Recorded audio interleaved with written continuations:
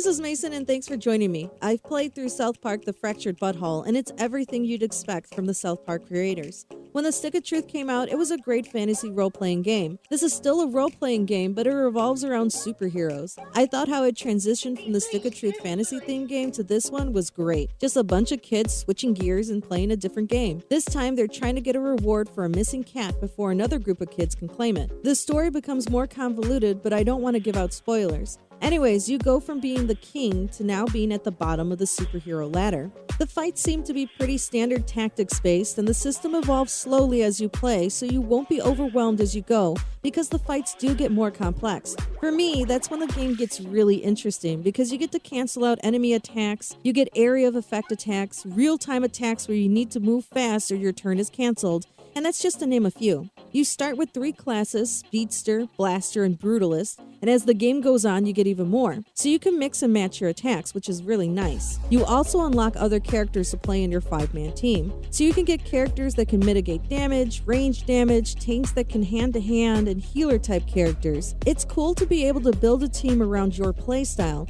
and it's interesting that a game all about shock value and bad jokes would have a very stable and serious combat system. As you play, you find and get rewards in the form of artifacts. These artifacts affect not just your stats, but team bonuses as well. There are a ton of side quests, which breaks up the main quest without it feeling like you're doing something random. For the completists, there are member berries and yaoi posters of Craig and Tweak to find, so there seems to be a little bit for everyone. If you're looking for a decent tactics game and you don't mind shock value, grab this one. If you still want to satisfy that tactics taste, but don't like shock value or South Park, head over to Mario & Rabbids Kingdom Battle. It's a short game, but should do the job. Well, thanks for watching and give a thumbs up if you like this, and don't forget to subscribe.